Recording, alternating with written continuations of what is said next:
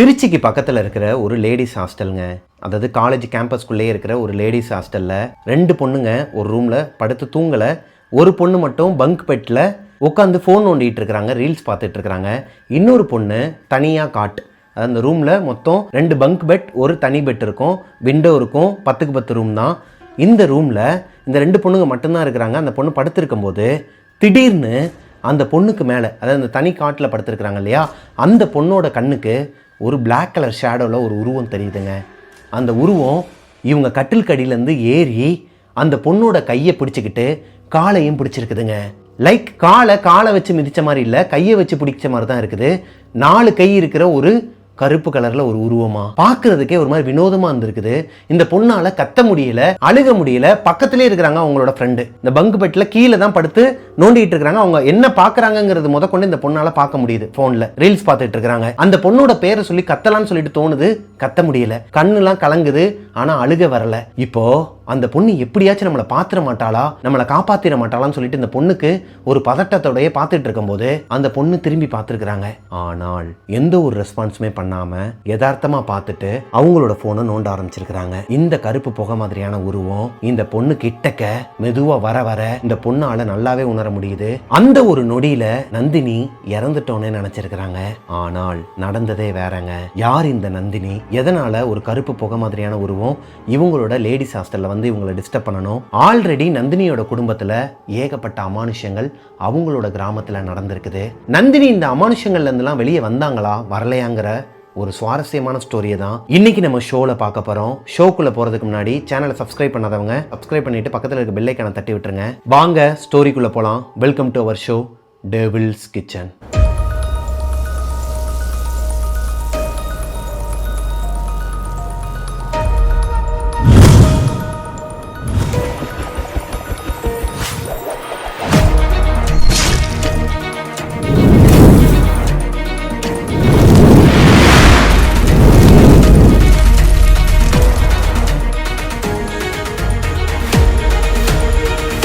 Hello ghosties, நான் உங்களோட பிரபாகரன். இன்றைக்கி நம்ம பார்க்க போகிற ஸ்டோரியை எனக்கு இன்ஸ்டாகிராமில் அனுப்பின பொண்ணோட பேர் நந்தினிங்க. நந்தினி அவங்களோட சொந்த ஊருன்னு பார்த்துக்கிட்டிங்கன்னா தூத்துக்குடிக்கு பக்கத்தில் இருக்கிற ஒரு அழகான கிராமங்க. இந்த கிராமத்தை சுற்றிலுமே ஒரு 3-4 கிராமம் இருக்குமாங்க. அதாவது அருப்புக்கோட்டையிலேருந்து பைபாஸ் ஒன்று போகும். இந்த பைபாஸில் தூத்துக்குடி வரைக்குமே ஒரே பைபாஸ் தான். இந்த திருச்செந்தூர் அந்த ஏரியா சைடில் இருக்கிறவங்களுக்குலாம் தெரியும்னு நினைக்கிறேன். அதாவது திருச்செந்தூருக்கு போகிற வழியிலேயே நிறைய கிராமங்கள்லாம் இருக்குமாங்க. அதாவது பைபாஸ் ரோடு போயிட்டு இருக்கும்போது லெஃப்ட் அண்ட் ரைட் சைடில் நிறைய கிராமங்கள்லாம் இருக்கும். அந்த கிராமத்தில் ஒரு கிராமம் தான் இந்த நந்தினிங்கிறவங்களோட ஊராங்க. தூத்துக்குடிக்கு பக்கத்தில் இருக்கிற அந்த கிராமத்தில் நந்தினியோட வீட்டில் நந்தினி, அம்மா, அப்பா இவங்க 3 பேர் தாங்க இவங்களோட குடும்பத்தில். ஆனால் நந்தினியோட அம்மா இருக்கிறாங்க இல்லையா, அவங்களோட கூட பிறந்தவங்கன்னு பார்த்துக்கிட்டிங்கன்னா மொத்தம் 10 பேர். அதாவது நந்தினியோட அம்மாவை சேர்க்காம 10 பேர், மொத்தம் 11 பேர் அங்கே அவங்க அம்மாச்சிக்கு. இந்த 11 பேரில் 6வது குழந்தை தான், ஒரே ஒரு பெண் குழந்தை தான் நந்தினியோட அம்மா. அதனாலேயே நந்தினியோட அம்மா அவங்களோட வீட்டு சைடில் ஃபுல்லாகவே செல்லமாங்க. வீட்டில் அவங்க அம்மா கூட பிறந்த அந்த 10 பசங்களுக்குமே, அதாவது நந்தினியோட மாமாக்களுக்கு ஃபுல்லாகவே பசங்க மட்டும்தானாங்க, பொண்ணுங்களே கிடையாது. அப்படி இருக்கும் பட்சத்தில் வீட்டுக்கு ஒரே ஒரு பெண் குழந்தை. மொத்தம் 23 அத்தை பசங்களாங்க இந்த பொண்ணுக்கு, நந்தினிக்கு. அப்படியே நந்தினியோட அப்பா வீட்டு சைடு பார்த்தோன்னா அவங்க அப்பாவுக்கு கூட பிறந்த அண்ணன் ஒருத்தர், தம்பி ஒருத்தர், மொத்தம் 3 பேர். இந்த அண்ணன் மட்டும்தான் கொஞ்சம் ஃபேராக இருப்பாராங்க. மற்றபடி நந்தினியோட அப்பாவும் அவரோட தம்பியும் டிட்டோ ஒரே மாதிரியே இருப்பாங்களாம் பார்க்குறதுக்கு. சைட்லேருந்து பார்த்தா ஒரே மாதிரி இருக்குமா, நேராக வந்து பார்த்தா தான் அடையாளமே கண்டுபிடிக்க முடியுமாங்க. அது ஸ்லைட்லி ட்வின்ஸுமாங்க இல்லையா, அந்த மாதிரி. நந்தினி 5th ஸ்டாண்டர்ட் படிச்சுட்டு இருக்கும்போது ஸ்கூலுக்கு போயிட்டு ரிட்டர்ன் வந்ததுக்கப்புறமா நேராக அவங்களோட அம்மாச்சி ஊருக்கு போயிடுவாங்களாங்க. அதாவது பக்கத்து ஊர் தான், இங்கேருந்து ஒரு 5-6 கிலோமீட்டர் தான் இருக்குன்னு வச்சுக்கோங்களேன். அவங்களோட மாமா பசங்களோ இல்லை மாமாக்களோ யாராச்சும் ஒருத்தவங்க இந்த ஊருக்கு வேலை விஷயமா வந்துக்கிட்டே தான் இருப்பாங்களாம் அடிக்கடி. அதனாலேயே நந்தினி அவங்களோட வீட்டில் இருக்க மாட்டாங்களாங்க. அதுவும் சாட்டர்டே சண்டேலாம் லீவ் டைம்லலாம் சொல்லவே வேணாமா, ஃபுல்லாகவே அவங்களோட அம்மாச்சி வீட்டில் தான் இருப்பாங்களாம். மாமா பசங்களோட தான் விளாண்டுட்டு இருப்பாங்களாங்க. ஸோ நந்தினியோட வாழ்க்கையில் பிரச்சனைன்னு ஒன்று இருக்கவே இருக்காதாங்க. குறிப்பாக அவங்க எப்பெல்லாம் ஒரு மாதிரி சோர்ந்து போகிறாங்களோ அந்த டைம்லலாம் இந்த 23 அத்தை பசங்க, 10 மாமா, 10 அத்தைங்க, அது போக அம்மாச்சி, அப்பா, அம்மா சொல்ல வாங்க வேணும். ஒரு பொண்ணுக்கு இதுக்கு மேலே என்னங்க வேணும்? அவங்கள வந்து ஒரு மாதிரி உள்ளங்கையில் வச்சு தாங்குவாங்களாம். என்னதான் இவங்க லோயர் மிடில் கிளாஸாக இருந்தாலும் இவங்களுக்கு வாழ்க்கையில எந்த ஒரு பிரச்சனையும் இல்லாம சந்தோஷமா அவங்களோட வாழ்க்கையை வாழ்ந்துட்டு இருந்திருக்கிறாங்க. ஒரு நாள் நந்தினி அவங்களோட அம்மாச்சி வீட்டில் அண்ணனுங்களோடலாம், அதாவது இந்த அத்தை பசங்களோடலாம் விளாண்டுகிட்டு இருக்கும்போது திடீர்னு ஒரு அம்மா அழுதுகிட்டே ஓடி வராங்க. என்னமோ எதுன்னு சொல்லிட்டு இங்கே இவங்களோட வீட்டில் இருக்கிறவங்க எல்லாரும் வெளியே வந்து பார்க்கும்போது எல்லாருமே ஒன்றா தான் இருப்பாங்களாம், ஒரே வீட்டில் கூட்டு குடும்பமாக தான் இருப்பாங்களாம் அம்மாச்சி வீட்டில் இருக்கிறவங்க. அதுவே அவங்களுக்கு ஏகப்பட்ட கண்ணாங்க. அன்னைக்கு ஒரு அம்மா அழுதுகிட்டே ஓடி வந்திருக்கிறாங்க. என்னமோ எதுன்னு சொல்லிட்டு கேட்கும்போது வயக்காட்டில் அவங்களோட ஹஸ்பண்டுக்கு சாப்பாடு கொடுத்துட்டு வந்துட்டு இருக்கும்போது அந்த இடம் ஃபுல்லாமே ஒரு மாதிரி கூட்டமாக இருந்திருக்குதுங்க. என்னமோ எதுன்னு சொல்லிட்டு எட்டி பார்த்தா இவங்களோட மூத்த மாமா, அதாவது நந்தினி அம்மா இருக்கிறாங்க இல்லையா, அவங்க கூட பிறந்தது 10 பேர் சொன்னேன் இல்லையா, அதில் மூத்த பையன் மூத்த மாமா ஃப்ரெண்ட்ஸோட போயிட்டு கிணத்துல குளிச்சிட்டு இருக்கும்போது தவறுதலாக உள்ள விழுந்து இறந்துட்டாராங்க. அவரோட பாடியை வெளியே தூக்கிட்டு இருந்துருக்குறாங்க. அந்த அம்மா அலறி அடிச்சு, ஏன்னா அந்த அம்மா இவங்க வீட்டில் தான் வேலை பார்க்குறாங்க, அலறி அடிச்சு வேமா ஓடி வந்து இவங்க கிட்ட சொன்னதும் இவங்க எல்லாருமே ஓடி போய் பார்த்துருக்குறாங்க. இப்போ நந்தினியை மட்டும் அவங்க அப்பாவுக்கு ஃபோன் பண்ணி அவங்க அம்மாச்சி அவங்களோட வீட்டுக்கு அனுப்பிட்டாங்களாங்க. என்னாச்சு மாமாவுக்கு ஏதோ ஆச்சு, அவங்க ஏதோ சொன்னாங்க எனக்கு கேட்டுச்சு, என்னாச்சுன்னு சொல்லிட்டு கேட்கும்போது இவங்க யாருமே அதை பற்றி பேசிக்கல நந்தினி கிட்ட. ஏன்னா நந்தினியை குடும்பத்தில் எல்லாருக்குமே ரொம்ப பிடிக்கும். அதே மாதிரி தான் நந்தினிக்கு குடும்பத்தில் இருக்கிறவங்க எல்லாருமே பிடிக்கும். ரொம்பவே செல்லப்பிள்ளை. இன்னொன்று எதையுமே தாங்க மாட்டாங்க. லைட்டாக ஒரு விஷயத்த பார்த்தா கூட பயப்படுற ஒரு பொண்ணு. அப்படி இருக்கும் பட்சத்தில் இந்த பொண்ணு இங்கே இருக்கக்கூடாதுடா, உடனே மாமாவுக்கு ஃபோனை போட்டு அனுப்பி விட்ருன்னு சொல்லிட்டு நந்தினியோட அப்பாவை வர வச்சு அனுப்பி விட்டுறாங்க. நந்தினிக்கு ஒரு மாதிரி குறுகுறுனே இருந்திருக்குதுங்க. என்னாச்சு மாமாவுக்கு, மாமா இறந்துட்டாங்கங்கிறத அவங்களுக்கு நாலேஜ் இல்லை. ஏன்னா இவங்க யாருமே ஷேர் பண்ணிக்க மாட்டாங்க. உள்ளே விழுந்துட்டாரு, கிணத்துக்குள்ளே விழுந்துட்டாராம், அவரை போய் ஹாஸ்பிட்டலில் பார்க்கலான்னு சொல்லிட்டு தான் அவங்க அப்பா கிட்டே கேட்டுக்கிட்டே போயிருக்கிறாங்க வீட்டுக்கு போகிற வரைக்கும். இப்போது வீட்டுக்கு போனதுக்கப்புறமா அவங்க அம்மா கிட்டே கேட்டுக்கிட்டே இருந்திருக்கிறாங்க. அவங்களோட அம்மா அப்பா 2 பேருமே நந்தினியை கூப்பிட்டுக்கிட்டு அடுத்த நாள் காலையில், அதாவது ஈவினிங் இந்த சம்பவம் நடந்திருக்குது, அடுத்த நாள் காலையில் அவங்கள கூப்பிட்டுக்கிட்டு மறுபடியும் அவங்க அம்மாச்சி வீட்டுக்கே வராங்க. அப்போது அவங்க மாமா இறந்து போன இந்த உடம்பை, அதாவது அவரோட சடலத்தை வீட்டில் வச்சிருக்கிறாங்க. இன்னும் கொஞ்ச நேரத்தில் அவரோட பாடியை எடுக்க போகிறாங்க. இப்போ தான் நந்தினி அவங்க மாமாவை பார்க்குறாங்க. கண்ணுலாம் கலங்கி அவங்களுக்கு அழுக வருது, ஆனாலும் அழுக முடியலை. இது அவங்களுக்கு புதுசாக இருக்குது. இது நாள் வரைக்கும் அந்த பொண்ணு கூட இருந்தவங்க, அதாவது இந்த சொந்தத்துக்குள்ளேயோ அவங்க அப்பா அம்மா எல்லாருமே அவங்களோட சொந்தத்துக்குள்ளே யாருமே இறந்து அந்த பொண்ணு பார்த்தது கிடையாது. லைஃப் டைமில் தடவையாக நம்ம கூட இருக்கிறவங்க ஒருத்தவங்க இறக்கும்போது அதோட பெயின் எப்படிங்க இருக்கும். இந்த பொண்ணால் பேசவே முடியாமல் கண்ணு மட்டும் கலங்கி அழுகையும் வெளியே வராமல் ஒரு மாதிரி தகச்சு போய் நின்றுருக்குறாங்க. இந்த பொண்ணை கொஞ்சம் ஓரமாக கூட்டு போய் உட்கார வச்சு அவங்க அப்பாவும் அம்மாவும் ஆறுதலாக பேச பேச அந்த பொண்ணு அழுக ஆரம்பிச்சிருக்கிறாங்க. அப்புறமா வேகமாக ஓடி வந்து அவங்க மாமாவை கையை பிடிச்சி அழுகிறதுக்கு வந்திருக்கிறாங்க. ஆனால் அவங்க யாருமே விடலை. ஏன்னா அவங்களோட பாடியை வந்து அங்கேருந்து டிஸ்போஸ் பண்ணுறாங்க, எடுக்கிறாங்க. அவருக்கு செய்ய வேண்டிய சடங்குகளெல்லாம் முடிச்சுட்டு இவங்க கிறிஸ்டின்ங்கிறனால புதைப்பாங்களாங்க. ஊர் முச்சந்திக்கு போகிற வழியில் இவங்களுக்குன்னு சொல்லிட்டு கிரேவியார்ட் இருக்குமா புதைக்கிற இடம், அந்த இடத்துக்கு கூட்டு போயிட்டு அவருக்கு உண்டான காரியங்கள்லாம் பண்ணிவிட்டு வீட்டுக்கு வந்துடுறாங்க. இந்த சம்பவம் நடந்து அடுத்த 2 வருஷம் போகுதுங்க. இந்த 2 வருஷமுமே நந்தினியோட கனவுல உங்கள் மாமா அடிக்கடி வந்து டிஸ்டர்ப் பண்ணுவாராங்க. லைக் ஏதோ ஒரு விஷயத்த சொல்ல வர மாதிரியே இருக்குமா, டக்குன்னு எந்திரிச்சு பார்த்தா அவர் இருக்க மாட்டாராம். ஆனால் இவங்க கூட அவர் இருக்கிற அந்த ப்ரெசன்ஸை இவங்களால் உணர முடியுமா. இதை அவங்க அப்பாக்கிட்டையும் சொல்லுவாங்க, அம்மாக்கிட்டையும் சொல்லியிருக்கிறாங்க. ஆனால் அவங்க பெருசாக எடுத்துக்க மாட்டாங்களாம். அதெல்லாம் ஒன்றும் இல்லைம்மா, விடுமா, அது உனக்கு அந்த அதிர்ச்சி, அதனால தான் உன்னை அன்றைக்கி கூட்டு போவேணான்னு சொன்னாங்க அம்மாச்சி. இருந்தாலும் உனக்கு ரொம்ப பிடிக்குமேங்கிற பட்சத்தில் தான் நாங்கள் கூட்டு போனோம், அதுலேருந்து கொஞ்சம் கொஞ்சமாக வெளியே வான்னு சொல்லிட்டு வெளியே வர வச்சிட்டாங்களாங்க. இப்போது 8th ஸ்டாண்டர்ட் படிச்சுட்டு இருக்கிறாங்க நந்தினி. ஸ்கூலுக்கு போயிட்டு ரிட்டன் அந்த புதைச்சாங்க இல்லையா அவங்க மாமாவை, அந்த ஏரியா வழியாக தான் அவங்க ஸ்கூல் தாண்டி வரணும். ஐ மீன் அவங்க அம்மாச்சி ஊரில் தான் அவங்க படிக்கிற ஸ்கூல் இருக்குது. அவங்க ஊருக்கு பஸ்ஸில் தான் போவாங்களாம், ஸ்கூல் பஸ் கூட கிடையாது, மினி பஸ்ஸில். அப்படி அந்த மினி பஸ்ஸில் போகும்போது அந்த ஊர் முச்சந்திக்கு தாண்டி தான் வரணும் இல்லையா, அந்த கிரேவியார்டை தாண்டி தான் பைபாஸ்க்கு வந்து ஆப்போசிட்டில் இருக்கிற நந்தினியோட ஊருக்குள்ளே வண்டி வருமா. அப்படி இருக்கும் பட்சத்தில் கரெக்டாக அந்த இடுகாட்டு கிட்டக்க வரும்போது நந்தினிக்கு அவங்களோட மாமாவை எங்கே புதைச்சாங்கங்கிறது தெரியுமா. அவங்க அத்தை பையன் ஒருத்தனே சொல்லியிருக்கிறான். இந்த 23 அத்தை பசங்களில் 2-3 பசங்க வந்து சொல்லியிருக்கிறாங்க. கரெக்டாக நந்தினியும் பாயிண்ட் பண்ணி அந்த கல்லறையை பார்ப்பாங்களாம். அங்கே அவங்க மாமா உட்காந்துருப்பாராங்க. உட்காந்துருந்தது மட்டும் இல்லாமல், வாமா நந்தினி வா, பார்த்தே எவ்வளோ நாள் ஆச்சு, வாமா, என்னம்மா டெய்லி இந்த பக்கம் தான் போகிற, வரவே மாட்டேங்கிற, வாமா பேசலாம் வா அப்படின்னு சொல்லிட்டு கூப்பிடுவாராங்க. இதை பார்த்துட்டு இந்த பொண்ணுக்கு என்ன பேசுறதுனே தெரியாமல் கண்ணு வச்ச கண்ணை எடுக்க மாட்டாங்களாம், இப்படியே தான் உட்காந்துருப்பாங்களாம். நந்தினிக்கு கூட ஒரு பெஸ்ட் ஃப்ரெண்டு அவங்க ஊரில் இருக்கிற ஒரு பொண்ணு, அந்த பொண்ணு தான் தலையிலே அடிப்பாங்களாம். தலையில் அடித்ததுக்கப்புறமா தான் இவங்களுக்கு சுயநினைவே வருமா. என்னாச்சுன்னு சொல்லி கேட்கும்போது 2 நாளைக்கு இவங்க சொல்லாமல் வந்துருக்குறாங்க. தொடர்ந்து 1 வாரம் இந்த விஷுவல் அவங்க பார்த்ததுக்கப்புறமா அந்த பொண்ணுக்கிட்ட சொல்லியிருக்கிறாங்க, ஏய் எனக்கு இறந்து போன எங்கள் மாமா வந்து என் முன்னாடி தெரிகிறாரு, விஷுவலாக தெரிகிறாரு, முதல்லலாம் கனவுல வருவார், இப்போ என்னடானா அங்கே உட்காந்துக்கிட்டே என்னை கூப்பிட்றாரு அப்படிங்கிற மாதிரி சொல்லும்போது அந்த பொண்ணு நந்தினி கூட ஸ்கூலுக்கு வராதாங்க. அவங்க அப்பா அம்மா கிட்ட சொல்லி இந்த மாதிரி நந்தினி சொல்கிறான்னு சொல்லிட்டு தனியாகவே பைக்லேயே கூட்டு போயிடுவாங்களாம். அந்த பொண்ணு பயந்துருக்குது. இவங்களுக்கு வேறு வழி கிடையாது இல்லையா. நந்தினி அவங்க அப்பா கிட்டே அம்மா கிட்டே வீட்டில் போய் சொன்னால் கூட அவங்க என்ன சொல்கிறாங்கன்னா, அது உன்னோட ஒரு மாயைமா, அது வந்து மாமா மேலே நீ அவ்வளோ பாசமாக இருந்திருக்கிறல, அவர் உன் கண்ணுக்கு தெரிகிற மாதிரி தான் இருக்கும். இப்படி தான் அம்மாச்சிக்கும் தெரியும், அவங்க இறந்து போன அவங்களோட பசங்க இருக்கிறாங்க இல்லையா, அவங்களோட கண்ணுக்குமே தெரியுமா, அதனால் இதெல்லாம் பெருசாக எடுத்துக்காத, பயப்படாதம்மா, ஒன்றும் இல்லைம்மான்னு சொல்லி சமாளிச்சிட்டாங்களாங்க. நந்தினி இப்போது 10th ஸ்டாண்டர்ட் படிச்சுட்டு இருக்கிறாங்க. ஆக்சுவலி இந்த 2 வருஷத்துலேயே இவங்களுக்கு ஏகப்பட்ட அமானுஷங்கள்லாம் நடந்திருக்குது. லைக் ஆஸ் யூஸ்வல் நம்ம பார்க்குற மாதிரி தான், உள்ளே படுத்திருக்கும் போது அவங்களோட கட்டிலில் யாரோ ஒருத்தவங்க வந்து உட்கார்ற மாதிரியான ஒரு உணர்வு இருக்குமா. அது போக இவங்க அலாரமே வைக்க மாட்டாங்களாம். இந்த வீட்டிலலாம் ஒரு அலாரம் இருக்கும் பார்த்துருப்பீங்க, அந்த அலாரத்தில் பின்னாடி திருக்கணுன்னா அலாரம் வச்சுட்டு படுப்போம், காலைல ஒரு மாதிரி ட்ரன்னு அடிச்சிட்ருக்கோம் இல்லையா, அந்த மாதிரியான அலாரம் இவங்க வீட்டில் இருக்குதான். அந்த அலாரத்தில் இவங்க அப்பாவும் சரி அம்மாவும் சரி இந்த பொண்ணும் சரி வைக்கவே மாட்டாங்களாம் அலாரம். ஆனால் அந்த அலாரம் அதுவாக ஆன் ஆகி கரெக்டாக 6 மணிக்கு அடிக்குமாங்க. அது ரிப்பேராக இருக்கான்னு சொல்லிட்டு கடையிலையும் கொடுத்து பார்த்துருக்குறாங்க, அது ரிப்பேராகவே இல்லைன்னு இருக்கிறாங்க. இந்த மாதிரி சின்ன சின்ன அமானுஷங்கள்லாம் அவங்களோட வீட்டில் நடக்குமா. அதை நந்தினியோட வீட்டில் பெருசாக எடுத்துக்க மாட்டாங்களாங்க.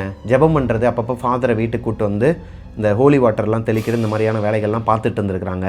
நந்தினி 10th ஸ்டாண்டர்ட் படிச்சுட்டு இருக்கிறாங்க. அப்போது ஒரு நாள் கிளாஸுக்கு அவங்களோட மாமாக்கள் 2 பேர் வந்து இந்த பொண்ணை டீச்சர்கிட்ட ஏதோ சொல்லிவிட்டு கூப்பிட்டு போகிறாங்க.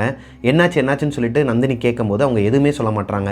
ஒன்றும் இல்லைம்மா வாமா ஹாஸ்பிட்டல் போகலாமான்னு சொல்லிட்டு கூப்பிட்டு போகிறாங்க. ஹாஸ்பிட்டலுக்கு போனதுக்கப்புறமா தான் நந்தினிக்கு ஒரு விஷயம் தெரியுது. அவங்க அப்பா திடீர்னு அவங்க வீட்டில் ரொம்ப உடல்நலக்குறைவால் மயக்கம் போட்டு விழுந்திருக்கிறாரு. என்னமோ ஏதோன்னு சொல்லிட்டு அவரை ஹாஸ்பிட்டல் கொண்டு போய் சேர்த்து அவருக்கு எல்லா டெஸ்ட்டும் எடுத்து பார்க்கும்போது தான் தெரிஞ்சிருக்குது, நந்தினியோட அப்பாவுக்கு 2 கிட்னியுமே ஃபெயிலியர் ஆகிடுச்சாங்க. அவர் இன்னும் கொஞ்ச நாளைக்கு தான் உயிர் வாழ்வார் அப்படிங்கிற மாதிரி அவங்க டேட்டும் கொடுத்துட்றாங்க. இருந்தாலும் சில ஆப்ரேஷன்ஸ், சில விஷயங்கள்லாம் நாங்கள் ட்ரை பண்ணி பார்க்குறோம், அப்படிலாம் விட்டுற மாட்டோம்னு சொல்லிட்டு டாக்டர்ஸ் சொல்லியிருக்கிறாங்க. நந்தினியால் இந்த விஷயத்தை ஏற்றுக்க முடியலைங்க. ஏன்னா அவங்க அப்பா ரொம்பவே நல்லா ஒரு மாதிரி ஓடி ஆடி தெரிஞ்சு வேலை பார்த்துட்டு இருந்த ஒரு மனுஷன் திடீர்னு படுத்த படுக்கை ஆனதை இவங்களால் பார்க்க முடியலை. அங்கேயே ரொம்ப ஏங்கி அழுக ஆரம்பிக்கிறாங்க. இப்போ நந்தினியோட அப்பா திட்டுறார், இது என்ன ஹாஸ்பிட்டலா இல்லை வேறு எதுவும் நினச்சியா, எதுக்கு அழுதுகிட்டு இருக்கிறப்பன்னு சொல்லிட்டு ஒரு மாதிரி ஹார்ஷாக திட்டிருக்கிறாரு. நந்தினி என்ன சொல்கிறாங்கன்னா, ஏன்ப்பா திட்டுறீங்க, உங்களுக்கு உடம்பு முடியல, நீங்களும் வந்து ஒரு மாதிரி படுத்த படுக்கை ஆகிட்டீங்க, மாமா மாதிரியே எனக்கு ஞாபகம் வந்துருச்சுப்பான்னு சொல்லிட்டு சொல்லும்போது, ஏச்சி வாயை கழுவு, எங்கே வந்து என்ன பேசிகிட்டு இருக்கிறா பாரு, இதுக்கு தான் இவளை இங்கே கூட்டு வரக்கூடாதுன்னு சொன்னேன், முதல்ல இவளை கூட்டு போங்கடான்னு சொல்லிட்டு ஒரு மாதிரி ஹார்ஷாக பேசி அங்கே ஹாஸ்பிட்டலேருந்து அனுப்பி விட்டாங்களாங்க. நந்தினிக்கு ஒரு பக்கம் கோபம், இன்னொரு பக்கம் வருத்தம். அப்பாவோட நல்லதுக்காண்டி தானே நம்ம கேட்டோம், எதுக்கு இந்த மனுஷன் வந்து இப்படி எரிஞ்சு விழுகிறாருன்னு சொல்லிட்டு அவங்களுக்கு ஒரு வெறுப்பு வர ஆரம்பிக்குது லைட்டாக. இருந்தாலும் அவரை ஹாஸ்பிட்டலில் தான் வச்சு பார்த்துக்கிட்டு இருக்கிறாங்க. வீட்டில் அவங்க அம்மா போயிட்டு வந்துட்டு இருக்கிறாங்க. அவங்க அம்மாச்சியும் அம்மாவும் மாமாக்கள் சிலரும் மாற்றி பார்த்துக்கிறாங்களாங்க. அவங்கவுங்க வேலையை கொஞ்சம் நேரம் விட்டுட்டு இவங்க அப்பா கூட வந்து உட்காந்துக்கிட்டு ஹாஸ்பிட்டலில் டைம் ஸ்பெண்ட் பண்ணிட்டு தான் இருக்கிறாங்க. நந்தினியை மட்டும் ஹாஸ்பிட்டலுக்கு அவங்க அப்பா விடவே இல்லையாங்க. நந்தினி ஃபோன் போட்டு கேட்பாங்களாம், என்னப்பா சாப்பிட்டீங்களா, மருந்து சாப்பிட்டீங்களான்னு சொல்லி கேட்டால், ஏன் எனக்கு மாத்திரை மருந்து எடுத்துக்க தெரியாதா, அப்புறம் எதுக்கு அம்மா இங்கே இருக்கிறா, இன்னொரு தடவை எனக்கு ஃபோன் பண்ணுறவளை வச்சுக்கிட்டேன்னா உனக்கு அவ்வளவுதான், வைடி ஃபோனுன்னு சொல்லிட்டு தடவை அந்த பொண்ணை டீ போட்டு கூப்பிட ஆரம்பிக்கிறார். இந்த பொண்ணுக்கு கொஞ்சம் கொஞ்சமாக அவங்க அப்பா மேலே வெறுப்பு தட்ட ஆரம்பிக்குதுங்க. என்னடா அது, இந்த ஆள் எப்போ பார்த்தாலும் நம்ம ஃபோன் போட்டால் அந்த ஆளோட நல்லதுக்கு தான் கேட்குறோம், என்னடானா நம்ம மேலே எரிஞ்செறிஞ்சு விழுகிறாருன்னு சொல்லிட்டு வெறுப்பு ஒரு பக்கம் இருந்தாலும் உள்ளுக்குள்ளே இருக்கிற பாசமும் இருக்குதுங்க. நந்தினியோட அப்பாவுக்கு தூத்துக்குடியில் இருக்கிற ஒரு மெயினான ஹாஸ்பிட்டலில் ஒரு ஆப்ரேஷன் நடக்குது. ஆப்ரேஷன்லாம் முடிச்சதுக்கப்புறமா அவங்க அப்பாவை கூப்பிட்டு வந்து அவங்களோட வீட்டில் படுக்க வச்சுருக்கிறாங்க ஒரு கைத்து கட்டிலில். இப்போது அவங்க அப்பா எதுவுமே பேச மாட்டேங்கிறாரு பொண்ணுக்கிட்ட. அவரால் அந்த அளவுக்கு பேசவும் முடியலை. ரொம்ப ஆளே உடஞ்சி போயிட்டாராங்க. அவங்க அப்பா இந்த மாதிரி நந்தினி பார்த்ததே கிடையாது. இப்போ தான் நந்தினியோட அம்மா ஒரு வார்த்தை சொல்கிறாங்க நந்தினிக்கிட்ட, இங்கே பாரு, உங்கள் அப்பா வந்து உங்ககிட்ட எரிஞ்செறிஞ்சு விழுகிறதுக்கான காரணம் இந்த நிலமையில் அவரை வந்து நீ பார்க்க வேணான்னு நினைக்கிறாரு. சின்ன வயசுலேருந்தே உன் கண்ணுக்கு உங்கள் அப்பா வேறு மாதிரி தெரிஞ்சிருப்பார். இப்போ அவர் படுத்த படுக்கையாக இருக்கும்போது உன் மாமா இறந்ததையே உன்னால் ஏற்றுக்க முடியலை. அப்படி இருக்கும் பட்சத்தில் இவர் உடம்பு முடியாமல் போனதை பார்த்துட்டு நீ வந்து ரொம்ப ஃபீல் பண்ணுவேங்கிறதுக்காண்டி தான் உன்னை வந்து திட்டினார். உன்னை திட்டிட்டு ஹாஸ்பிட்டல்லே அழுதுகிட்டு தான் இருப்பார். என் பிள்ளையை வந்து இப்படி நான் பேசுகிறது எனக்கு ரொம்ப சங்கட்டமாக இருக்குது, இருந்தாலும் என் பிள்ளை இப்படி நான் இருக்கிற நிலமையில் என் பிள்ளை இங்கே வந்து என்னை பார்த்துச்சுன்னா அது மனசளவில் ரொம்ப நொந்து போகும். 10th ஸ்டாண்டர்ட் வேறு படிச்சுட்டு இருக்குது, பப்ளிக் எக்ஸாம் வேறு எழுதணும். அப்படி இருக்கும் பட்சத்தில் இங்கே வர வேணாங்கிற ஒரு நல்ல அடிப்படையில் தான் அந்த மனுஷன் அந்த மாதிரி பண்ணியிருக்கிறாருங்க. இந்த பொண்ணுக்குமே ஒரு மாதிரி ரொம்பவே சென்டிமெண்ட் ஆகி ஒரு மாதிரி ஆகிட்டுருக்குறாங்க. இப்போ அவங்க அப்பா கூடயே தான் உட்காந்துருப்பாங்களாங்க. அவங்க அப்பா படுத்துருக்கிறாருன்னா கீழே தான் உட்காந்து உட்காந்து படிக்கிறது, அவர் பக்கத்துலேயே தான் உட்காந்துருப்பாங்களாம். அப்படி தான் அன்னைக்கு ஒரு நாள் நைட்டு ஒரு 9-9:30 மணி இருக்குமாங்க. அவங்க அப்பா கட்டிலில் படுத்துருக்கிறாரு. அவங்க அம்மா பக்கத்தில் உட்காந்து அடுத்த நாளுக்கு தேவையான அந்த காய்கறி எல்லாம் ஆஞ்சிட்டு இருப்பாங்களாம். அந்த கீரையெல்லாம் ஆயணும்னா அதெல்லாம் எடுத்து ஆஞ்சிக்கிட்டு இருப்பாங்களாம். இந்த பொண்ணு பக்கத்துலேயே உட்காந்து புக்ஸ் எல்லாம் எடுத்து வச்சு படிச்சுட்டு இருக்கும்போது இந்த பொண்ணுக்கு வந்து ரெஸ்ட் ரூம் வந்துருக்குதுங்க. இவங்க வீட்டில் காமன் டாய்லெட் தானா, வெளியே தான் போகணுமா. அன்னைக்குன்னு பார்த்து அந்த வெளியே வாக்வே இருக்கும் இல்லையா, வெளியே இருக்கிற அந்த ஏரியாவில் லைட்டு கிடையாது. ஏரியாவோட டியூப் லைட்டும் போச்சு, அதே மாதிரி வெளியே இருக்கிற ஒரு குண்டு பல்பும் போச்சு. நேராக போயிட்டு இருட்டுக்குள்ளேயே போயிட்டு கடைசியில் இருக்கிற ஒரு சுவிட்சு போட்டால் டாய்லெட்டில் லைட் எரியுமாங்க. அப்படி இருக்கும் பட்சத்தில் இந்த பொண்ணு மட்டும் அம்மா நான் ரெஸ்ட் ரூம் போகிறேன்னு சொல்லிட்டு எந்திரிக்கும் போது அவங்க அப்பா கண்ணு காட்டியிருக்கிறார், நீயும் கூட போயிட்டு வா அப்படிங்கிற மாதிரி. இப்போது நந்தினியோட அம்மாவும் அவங்க கூடயே போகிறாங்க. ரெஸ்ட் ரூம் போயிட்டு ரிட்டன் வர வரைக்கும் அவங்க அப்பா நல்லா தாங்க இருந்திருக்கிறாரு.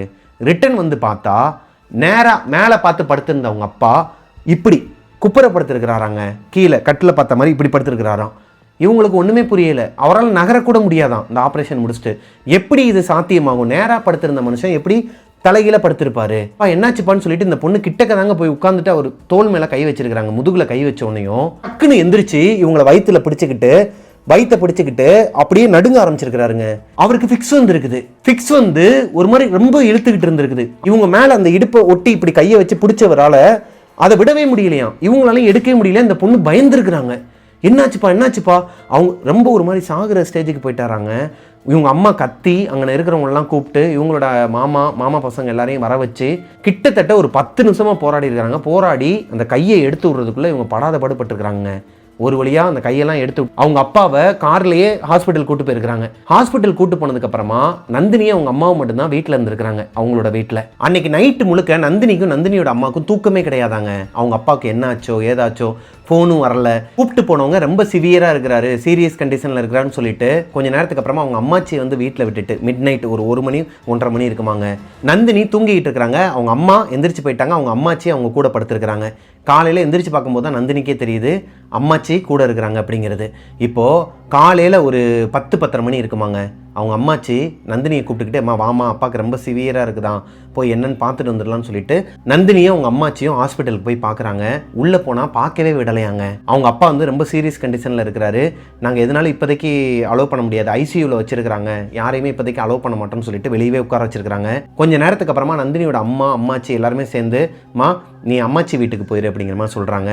அம்மாச்சி கிராமத்தில் நந்தினியை கூட்டு போயிட்டு அவங்களோட அண்ணன், அதாவது மாமா பசங்களில் ஒரு பையனும் இவங்களும் அவங்க வீட்டுக்கு போயிருக்கிறாங்க. அங்கே ஆல்ரெடி அவங்க அத்தைங்கெல்லாம் இருக்கிறாங்க. அங்கே போனதுக்கப்புறமா கிச்சனில் போயிட்டு செம்பில் தண்ணி எடுத்துகிட்டு இருந்துருக்கிறாங்க நந்தினி. அவங்களோட அந்த அத்தை பையன் அண்ணன் வந்து உள்ளே போயிட்டு அவன் வச்சுருந்த காசு டப்பா, அதாவது அம்மாச்சி வந்து காசு டப்பாவில் நிறைய காசு வச்சுருப்பாங்களாம், அதெல்லாம் எடுத்துகிட்டு வர சொல்லியிருக்கிறாங்க இந்த மெடிக்கல் செலவுக்காக. இப்போ அதை எடுக்கிறக்காண்டி அந்த பையன் மேலே எக்கி பார்த்துட்டு இருக்கிறான். இவங்க தண்ணி பிடிச்சிக்கிட்டு இருக்கிறாங்க. இவங்க அம்மாச்சியோட வீட்டோட அமைப்பு எப்படி இருக்குன்னா, இது ஒரு பழைய வீடுங்க, கிராமத்து வீடு, ஓட்டு வீடு தான். உள்ளே போனால் நேராக சென்டராக போனால் மொத்தம் 3 ரூமாங்க. ஸ்டார்டிங்கில் ஒரு ஹால் மாதிரி வருமா, அடுத்த இதில் ரூமா, அதுக்கடுத்து இருக்கிறது ஒரு ரூமா, அதுக்கு பின்னாடி கொல்லப்புற கதவாங்க. கொல்லப்புற கதவுக்கு லெஃப்ட் சைடில் தான் கிச்சன் இருக்குமாங்க. இந்த கிச்சன்லேருந்து பார்த்தா முன்னாடி இருக்குது பார்த்தீங்களா, அந்த வியூ வந்து நல்லாவே தெரியுமா. இந்த பொண்ணு தண்ணி பிடிச்சிட்டு இருக்கும்போது நந்தினி நான் வந்துட்டேன்டா அம்மு. அவங்க அப்பா வந்து இவங்களை வந்து அம்முன்னு தான் கூப்பிடுவாங்களாம் செல்லம்மா. அம்மு நான் இங்கே தான் இருக்கேன், சீக்கிரம் வா, தண்ணி எடுத்துகிட்டு அப்பாவுக்கும் கொஞ்சம் காலை கழுவிட்டு தண்ணி குடிக்கணும்ப்பா, ரொம்ப தவிக்குதுப்பான்னு சொன்னோடனையும் இந்த பொண்ணு ஏதோ ஒரு நினப்பில் தண்ணி பிடிச்சிட்டு இருந்தவங்க அப்பா வந்துட்டியா அப்படின்னு சொல்லிட்டு வேமா ஓடி வந்திருக்கிறாங்க. இவங்க ஓடி வரதை பார்த்துட்டு அவங்க அண்ணன், அதாவது இந்த மாமா பையனும் ஏய் என்னது வந்துட்டாங்களா, என்னது இது எப்போ வந்தாங்க சொல்லவே இல்லையேன்னு சொல்லிட்டு அந்த பையனும் பின்னாடி ஓடி வந்திருக்கிறாங்க. அந்த பையனுக்கு ஒன்றுமே புரியலை. சடனாக இப்போ யாராச்சும் ஒருத்தவங்க கூட இருக்கிறவங்க வந்துட்டியாப்பான்னு சொல்லிட்டு ஓடினாங்கன்னா அவங்களும் ஓடத்தானே செய்வாங்க சந்தோஷத்தில். அப்படிதான் அந்த பையனும் சந்தோஷத்தில் ஓடி வந்திருக்கிறான். வெளியே வந்து பார்த்தா வாசல்ல யாருமே இல்லை. கதை திறந்து பார்த்தா அங்கே யாருமே இல்லை. நந்தினிக்கு ஒரு மாதிரி தூக்கி போடுதுங்க. அவங்களுக்கு நல்லாவே தெரிஞ்சிருக்கு அவங்க அப்பா தான் வெளியே நின்றுக்கிட்டு அம்மு வாடா அப்படின்ட்டு இருக்கிறாங்க.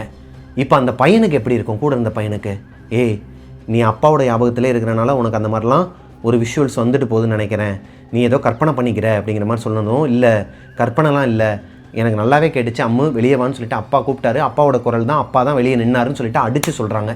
இந்த பையன் பயந்து போய் அவங்க அப்பாவுக்கு ஃபோன் பண்ணுறான். அங்கே தானே இருக்கீங்க, நந்தினி அவங்க அப்பா அந்த மாதிரி வெளியே வந்தாங்கன்னு சொல்லிட்டு இங்கே நடந்தது எல்லாத்தையும் சொல்லும்போது என்னடா வளர்றீங்க, அவங்க அப்பாவுக்கு உள்ள ட்ரீட்மெண்ட் போயிட்டுருக்கு, ஐசியூவில் தான் வச்சு பார்த்துட்டு இருக்கிறாங்க இன்னுமே அப்படின்னு சொன்னதுக்கப்புறமா தான் பையனுக்கு பயம் இல்லாமல் போயிருக்குதுங்க. நந்தினிக்குமே இப்போ தான் புரிய வருது, ஓ நம்ம அப்பா ஞாபகத்தில் இருக்கிறனால கற்பனையில் அப்பா வெளியே வந்து நின்ன மாதிரி இருந்திருக்கு போல், சாரின்னு சொல்லிட்டு அந்த வீட்டுக்கு வெளியே வந்து உட்காந்து மாமா பையனும் இந்த பொண்ணும் படிச்சுட்டு இருந்திருக்கிறாங்க. அடுத்த 3 மணி நேரத்தில் அவங்களோட மாமா அப்புறம் நிறைய பேர் வந்துட்டாங்களாங்க. வீட்டில் 2 பேர் மட்டும்தான் ஹாஸ்பிட்டலில் இருக்கிறாங்க. வந்ததுக்கப்புறமா அப்பாவுக்கு ஒன்றும் இல்லைடா, சரியாயிடும், கொஞ்சம் டைம் ஆகும், நீ ஒன்றும் கவலைப்படாதன்னு சொல்லிட்டு தான் அவங்க மாமாக்கள் எல்லாருமே காலை கழுவிட்டு உள்ளே போயிருக்கிறாங்க. சாப்பிட்டுட்டு நைட்டு படுத்து தூங்கிட்டாங்களாங்க. மிட் நைட்டு ஒரு 1 மணிலேருந்து 1:30 மணி இருக்குமா. திடீர்னு ஒரு ஃபோன் கால் வருது. நந்தினி தூங்கவே இல்லை. அவங்களுக்கு அவங்க அப்பா அவங்க கூடயே உட்காந்துருக்கிற மாதிரியே ஒரு உணர்வு வந்துருக்குதுங்க. யாரோ ஒருத்தவங்க தலையில் தடவி கொடுக்குற மாதிரியே. அவங்க அப்பாவோட கை தான் அது. அவங்க அப்பா எப்படி தடவி கொடுப்பாரோ அதே மாதிரியே தலையில் அழகாக தடவி கொடுத்து, அம்மு தூங்குமு என்னமோ யோசிச்சுட்டு இருக்கு அப்படிங்கிற மாதிரி அவர் பேசிகிட்டு இருக்குது. அவங்க காதில் நல்லாவே கேட்டிருக்குது. அதனாலேயே அந்த பொண்ணு தூங்காமல் வந்துருக்காங்க. இப்போ ஃபோன் அடிக்கிற சவுண்டு கேட்டனே முதல்ல எந்திரிச்சதே நந்தினி தானாங்க. ஹாஸ்பிட்டலில் இருக்கிற நந்தினியோட மாமா ஒருத்தர் இங்கே இருக்கிறவங்களுக்கு கால் பண்ணி எமர்ஜென்சி உடனே வாங்கன்னு சொன்னதும் இங்கேருந்து மறுபடியும் 4 பேர் கிளம்பி போயிருக்கிறாங்க. நந்தினி கிட்ட என்ன ஏதுன்னு எதுவுமே ஷேர் பண்ணிக்கலையாங்க. ஏதோ எமர்ஜென்சியாமா, நாங்கள் என்னன்னு போய் பார்த்துட்டு வந்துடும் அப்படிங்கிற மாதிரி சொல்லிட்டு போயிருக்கிறாங்க. சும்மாவே இந்த பொண்ணுக்கு தூக்கம் வரல. இப்போ சுத்தமாக தூக்கம் வரலையாங்க. அடுத்த நாள் காலையில் வரைக்குமே அந்த பொண்ணு முழிச்சு தான் இருக்கிறாங்க. நந்தினியை பொறுத்த வரைக்கும் நந்தினியோட அப்பா அவங்களோட அம்மாச்சி வீட்டு கிச்சனில் தான் நின்றுட்டு இருக்கிறாரு. அது போக இந்த பொண்ணோட கண்ணுக்கு அவர் தெரிகிறாரு.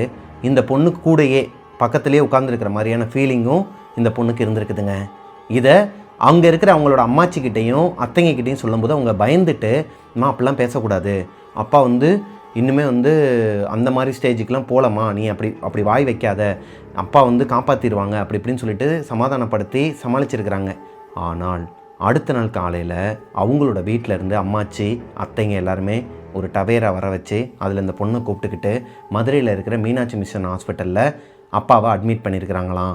அங்கே போகலாம் வான்னு சொல்லிட்டு கூப்பிட்டு போயிருக்கிறாங்க. ரொம்பவே சீரியஸ் கண்டிஷனில் இருக்கிறாராம்.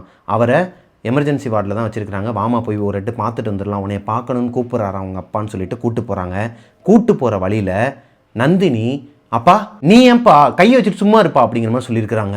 என்னமோ எதுன்னு சொல்லிட்டு பிரேக் அடிச்சுட்டு பதறி அடிச்சுட்டு பின்னாடி திரும்பி பார்த்தா நந்தினியோட அப்பா நந்தினிக்கு பின்னாடி தான் உட்காந்துருக்கிறாராம். அதாவது அவங்க அப்படி சொல்கிறாங்களாம், அப்பா பின்னாடி தான் உட்காந்துருக்கிறாரு, கையை வச்சு சடையை இழுத்துக்கிட்டே இருக்கிறாரு. என்னோட ரெட்டை சடை போட்டிருப்பாங்களாம், ஒரு சடையை இழுத்துக்கிட்டே இருக்கிறாரு. எனக்கு வலிக்குதுன்னு சொன்னாலும் அப்பா கேட்க மாட்டேங்கிறாருன்னு சொல்கிறாங்களாம். எப்படிங்க இருக்கும் அங்கே இருக்கிறவங்களுக்குலாம்? ஏம்மா ஒன்றும் இல்லைம்மா, நீ ஏன் கற்பனை பண்ணிக்காதம்மா, அப்பா மேலே இருக்கிற பாசத்தினால உனக்கு அப்போல்லாம் தோணுதுமா, கம்முன்னு இன்னும் கொஞ்சம் தூரம் தான், நம்ம ஹாஸ்பிட்டலுக்கு போயிடுவோம் அப்படிங்கிற மாதிரி சொல்லி கூப்பிட்டு போயிருக்கிறாங்க. போகிற வழி எல்லாமே வரிசையாக ஒரு 4-5 இடத்துல நிப்பாட்டியிருப்பாங்களாங்க. பாண்டி கோயில் வழியாக தான் இவங்க மீனாட்சி மிஷன் ஹாஸ்பிட்டலுக்கு போகணுமா. இவங்க படுத்தின பாட்டில் அவங்களோட அப்பாவோட ஆத்மா பின்னாடி தான் உட்காந்துருக்கு, அதாவது அப்பாவே பின்னாடி தான் உட்காந்துருக்கிறான்னு சொல்லி இவங்க பயமுறுத்தி அந்த கோவிலில் நிப்பாட்டி போய் எல்லாருக்குமே திருநீர் பூசி விட்டு, இந்த பொண்ணுக்கும் திருநீர் பூசி விட்டுட்டு தான் வண்டியவே எடுத்துருக்கிறாங்க அவங்க வீட்டில் இருக்கிற பெரியவங்களாம். இப்போ மீனாட்சி மிஷன் ஹாஸ்பிட்டலுக்கு போயிடுறாங்க குடும்பத்தோட. போனதுக்கப்புறமா அவங்க மாமா 2 பேர் இல்லை வீட்டுக்கு கொண்டு போயிட்டாங்களா, வாங்க போகலான்னு சொல்லிட்டு வண்டியில் ஏறுறாரு. வீட்டுக்கு கொண்டு போயிட்டாங்களா, புரியலை என்னாச்சுன்னு சொல்லி கேட்கும்போது அவங்க யாருமே எதுவுமே பேசிக்கலையாங்க. ரொம்பவே ஒரு மாதிரி அமைதியாக தான் வந்திருக்கிறாங்க வீட்டில் இருக்கிற பெரியவங்க எல்லாருமே. இந்த பொண்ணுக்கு ஏதோ ஒன்று தப்பாக படுது. இந்த நேரம் பார்த்து இந்த பொண்ணோட காது கிட்ட செம்ம ஜில்லுன்னு இருக்குதாங்க. இந்த காதுக்கு கீழே கழுத்துக்கும் காதுக்கும் நடுவில் ஒரு மாதிரி கூலிங்காக இருக்குது. ஃப்ரிட்ஜில் கை வச்சோன்னா எப்படி இருக்கும் அந்த மாதிரி ஜில்லுன்னு இருக்குது. அது போக முதுகு மட்டும் சூடாக இருக்குதாங்க. லைக் யாரோ ஒருத்தவங்க பின்னாடி இருந்து ஊதுனாங்கன்னா, ஹீட்டான காற்றை ஊதுனாங்கன்னா எப்படி இருக்குமோ அந்த மாதிரி ஃபீல் ஆகிருக்குது. இந்த பொண்ணால் ஒரு கட்டத்துக்கு மேலே தாங்க முடியாமல் கத்திருக்கிறாங்க. சுடுது, ஊதாதப்பா, என்னப்பா பண்ணிகிட்டு இருக்குன்னு சொல்லிட்டு பின்னாடி பார்த்து கத்திருக்கிறாங்க. இவங்க எல்லாருக்குமே ஒரு மாதிரி பயங்க, உசுரை கையில் பிடிச்சி தான் வந்துருக்குறாங்க. என்னடா இந்த பொண்ணு ஒரு மாதிரியாகவே பிஹேவ் பண்ணிகிட்டு இருக்கிறான்னு சொல்லிட்டு வீட்டுக்கு கூட்டு வந்தால் அவங்க அப்பாவோட பாடியை வச்சுருக்குறாங்களாங்க. ஆக்சுவலி நந்தினியோட அப்பா இறந்துட்டார், காலையில் தான் இறந்துருக்கிறாரு. அஃபிஷியலி அந்த ஹாஸ்பிட்டலில் இருக்கிறவங்க சொன்னது காலையில் 7-7:15 தான் அவர் இறந்துருக்கிறாருன்னு. ஆனால் இந்த பொண்ணுக்கு முந்தா நாள் மதியத்திலேருந்தே அவங்க அப்பாவோட பிம்பம், அதாவது அவங்க அப்பாவோட முகம் தெரிய ஆரம்பிச்சிருச்சு. அவர் இவங்க கூட கம்யூனிகேட் பண்ண ஆரம்பிக்கிறாரு, பேச ஆரம்பிக்கிறாரு. இவங்களையே சுற்றி வரதை இவங்களால் உணர முடியுது. இது எப்படி சாத்தியமாகும்? மாமா இறந்ததையே தாங்க முடியாத ஒரு பொண்ணால் அப்பா இறந்ததை எப்படிங்க தாங்க முடியும்? ஒரு மாதிரி அழுதுகிட்டே அவங்க அப்பா கையை போயிட்டு பிடிச்சிருக்கிறாங்க. அதாவது இந்த போஸ்ட்மார்ட்டம்லாம் பண்ணி வச்சுருப்பாங்க இல்லையா, அந்த கையை போயிட்டு பிடிச்சிருக்கிறாங்க. துணி மேலேயே பிடிக்கும்போது பிளட்டு லீக் ஆகிருக்குதுங்க. இது எப்படி லீக் ஆச்சு என்னன்னு அவங்களுக்கு தெரிலையாம். ஏன்னா போஸ்ட்மார்ட்டம் பண்ணும்போதே மோஸ்ட்லி இந்த பாடியில் பிளட் வருதுன்னு பார்த்திங்கன்னா ஹெட்லேயும் பேக் சைடில் தான் வர மாதிரி இருக்கும். அங்கங்கே அதுக்கேற்ற மாதிரி ஃபுல்லாகவே அந்த காட்டன்லாம் வச்சு தான் அனுப்புவாங்கன்னு வச்சுக்கோங்களேன். ஆனால் இந்த பொண்ணு அவங்க கையை பிடிச்சதுமே, அவங்க அப்பா கையை பிடிச்சதுமே பிளட்டாக வந்துருக்குதுங்க. இந்த பொண்ணோட கை ஃபுல்லாகவே உங்கள் அப்பாவோட ரத்தம். பாடியிலேருந்து பிளட் வருமானு எனக்கு அப்போ தெரியல. அப்புறம் மேபி ஸ்ட்ரக்சரில் கொண்டு வந்தப்போ இடிச்சு பிளட் வர ஆரம்பிச்சிருக்கலாம் அப்படிங்கிற மாதிரி இருந்துச்சு. நான் அதை பார்த்துட்டு விட்டுட்டேன். அப்புறம் எல்லாமே செய்ய வேண்டிய செஞ்சோம். ஃபர்ஸ்ட் மாலை போடுறதுலேருந்து எல்லாமே நான் ஒரே ஒரு பொண்ணு தாங்கனால நான் மட்டும் தான் எல்லாமே பண்ணேன். அவங்க அப்பாவை இவங்க வீட்டில் ஹாலில் தான் வச்சுருந்துருக்குறாங்க. அவரோட உடம்புல இருந்து ஃபுல்லாகவே பிளட்டு ஸ்மெல்லாங்க. அந்த வீடு முழுக்க எவ்வளோ தான் ஊதுபத்தி ஏற்றி வச்சாலும் சாம்பிராணி புகைலாம் போட்டு விட்டாலும் ஃபுல்லாகவே பிளட்டு ஸ்மெல்லு. உட்கார முடியலையா உள்ள. எல்லாருக்குமே ஒரு மாதிரி கொமட்டிக்கிட்டு வந்திருக்குது. ரொம்ப பயங்கரமாக இருந்திருக்குது. ஏதோ ஒரு நெகட்டிவ் எனர்ஜி இருக்கிற மாதிரி ஃபீல் ஆகிருக்குதுங்க எல்லாருக்குமே. சீக்கிரமாகவே அவங்க அப்பாவோட பாடியை அங்கேருந்து எடுக்கணும்னு சொல்லிட்டு இந்த நீர்மாலைன்னு சொல்லுவாங்க இல்லையா, பொண்ணுங்களாம் வந்துட்டு அப்பாக்களுக்கு அவங்க சடங்கை செய்கிறது, அந்த மாதிரி நீர்மாலை எடுத்துகிட்டு வரும்போது அவங்க வீட்டில் இருக்கிற பெரியவங்களாம் என்ன சொல்லியிருக்கிறாங்கன்னா, கடுகு எள்ளு இந்த ரெண்டையும் கொடுத்து, அம்மா இதை வந்து போட்டுக்கிட்டே வீடு வரைக்கும் போமா, எதுக்கு போடணும்னு சொல்லிட்டு இந்த பொண்ணு கேட்கும்போது அப்பாவோட ஆவி பின்னாடியே வந்துடும். 11வது நாள் காரியம் முடிகிற வரைக்கும் அந்த ஆத்மா அதோட வீட்டை தேடி அலைஞ்சிக்கிட்டு இருக்கும், யாரையுமே வந்து பார்க்காது. இப்படி நீங்கள் போட்டு போயிட்டீங்கன்னா அந்த எல்லை பொறுக்கிக்கிட்டே வரும். பொறுக்கிக்கிட்டே வந்துச்சுன்னா அதால் வீட்டுக்கு வர முடியாது, 11ஆம் நாள் காரியத்தை முடிச்சிருவாங்க அப்படிங்கிற மாதிரி வீட்டோட பெரிய மனுஷங்கள்லாம் சொல்லும்போது நந்தினிக்கு ஒரு பயங்க. அப்பா அப்போ வரவே மாட்டாரா, இதுக்கப்புறம் அப்பா வரணும், என்னை தேடி வரணும்னு சொல்லிட்டு என்ன பண்ணுறாங்கன்னா, அவங்க சொன்ன மாதிரி எள்ளு கடுகெல்லாம் போடாமல் இது எனக்கு தேவை கிடையாது, நான் போட மாட்டேன்னு சொல்லிட்டு கொடுத்துட்டு வந்துட்டாங்களாங்க. நந்தினியோட அப்பா இறந்ததுக்கு அப்புறமா அவரோட பாடியை நடு வீட்டில் வச்சுருந்தாங்கன்னு சொன்னேன் இல்லையா, அந்த ஹாலில் முதல்ல கீழே தாங்க வச்சுருந்துருக்குறாங்க அவரை. அதுக்கப்புறமா தான் தூக்கி மேலே ஒரு ஸ்டேஜ் மாதிரி வச்சு அதில் வச்சுருக்குறாங்க.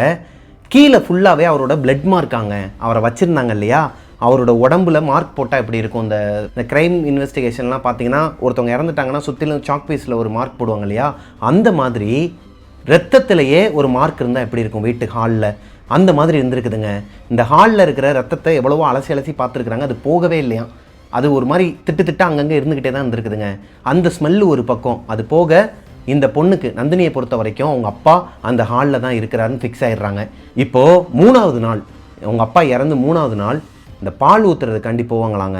அப்படி அவங்கள கூட்டு போகும்போது அங்கே இருக்கிறவங்களாம் மறுபடியும் இந்த பொண்ணை வந்து வற்புறுத்துறாங்க. இங்கே பாருமா, நீ வந்துட்டு அன்னைக்கே இந்த எள்ளு கடுகெல்லாம் போட மாட்டேன்னு சொல்லிட்ட, அது வந்து நாங்கள் பெரியவங்க சொல்கிறத நீ கேட்டுதாம்மா ஆகணும், இதெல்லாம் சம்பிரதாயமா, ஏன்னா உங்கள் அப்பாவோட ஆத்மா இன்னுமே சாந்தி அடைஞ்சிருக்காது, ஏமாமான்னு சொல்லிட்டு கேட்கும்போது அவங்க ஒரு விஷயத்த சொல்கிறாங்க.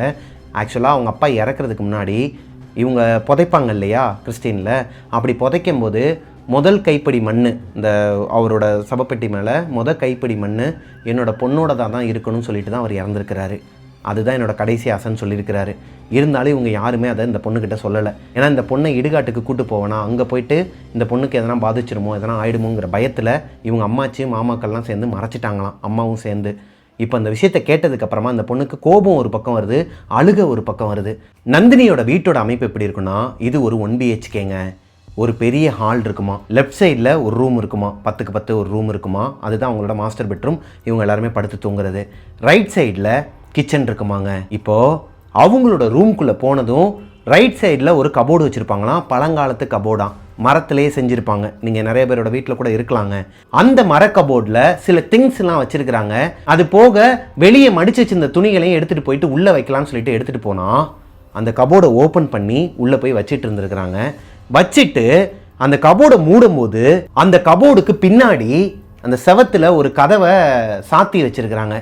ஆக்சுவலாக இவங்க குடும்ப முறைப்படி இவங்க வீட்டில் யாராச்சும் ஒருத்தவங்க இறந்துட்டாங்கன்னா அந்த வீட்டில் இருக்கிற ஒரு நிலக்கதவுன்னு சொல்லுவாங்க இல்லையா அந்த காலத்துலலாம், அந்த மாதிரி இருக்கிற ஒரு மரக்கதவுல தான் அந்த பாடியை படுக்க வச்சுருப்பாங்களாம். அப்படி இருக்கும் பட்சத்தில் நந்தினி உள்ள துணியெல்லாம் வச்சுட்டு அந்த கபோர்டை இப்படி க்ளோஸ் பண்ணும்போது அந்த மரக்கதவு இருக்கு இல்லையாங்க, அதில் அவங்க அப்பா நாடிக்கெட்டுலாம் போட்டு மேலே மாலையெல்லாம் போட்டு அவர் இறந்ததுக்கப்புறமா, அதாவது எடுத்துகிட்டு போகும்போது அவருக்கு இந்த நீர் மாலையெல்லாம் எடுத்தாங்க இல்லையா, அந்த சடங்கு செய்யும்போது இந்த கோடி துணியெல்லாம் மாட்டுவாங்க, அந்த கோடி துணியோட சிரிச்சுக்கிட்டு கண்ணெல்லாம் ஒரு மாதிரி பிதுக்கிக்கிட்டு இவங்கள பார்த்து, அம்மு என்னம்மு எப்படி இருக்க, நல்லா இருக்கியா அப்படிங்கிற மாதிரி சிரிச்சிருக்கிறாருங்க. இவங்களுக்கு ஒரு மாதிரி தூக்கி போட்டுருக்குதுங்க.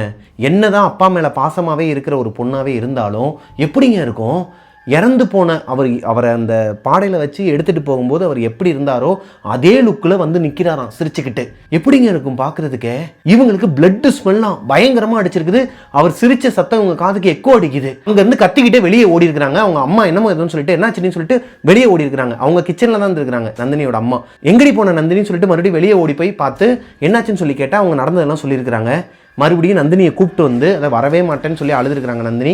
அவங்கள வம்படியாக கூப்பிட்டுட்டு ஒரு மாதிரி அழுத்தம் கொடுத்து கூப்பிட்டு வந்து அந்த இடத்துல பார்த்தா அங்கே அவங்க அப்பா இல்லை. வெறும் அந்த கதவு மட்டும்தான் வச்சுருக்கிறாங்க. நீயா கற்பனை பண்ணிக்காத, அப்பா மேலே நீ ரொம்ப பாசமாக இருக்குன்னு தெரியுது, அதுக்குன்னு இவ்வளோ டீப்பாக போனேன்னா உன்னை வந்து யாராலையும் காப்பாற்ற முடியாது, தயவு செஞ்சு இப்போ தான் நானே ஒரு இழப்புலேருந்து வெளியே வரணும்னு போராடிக்கிட்டு இருக்கேன், அதனால் நீ இப்படி பண்ணாத நந்தினின்னு சொல்லிட்டு அவங்க அம்மா அட்வைஸ் பண்ணும்போது அவங்க அம்மா முகம் மாறுறதை பார்த்துட்டு இவங்களும் அமைதியாயிட்டாங்களாங்க. ஆனால் நந்தினிக்கு நல்லாவே தெரியும் அவங்க அப்பாவோட ஆத்மா இன்னுமே வெளியே போகலை, இங்கே தான் இருக்குது.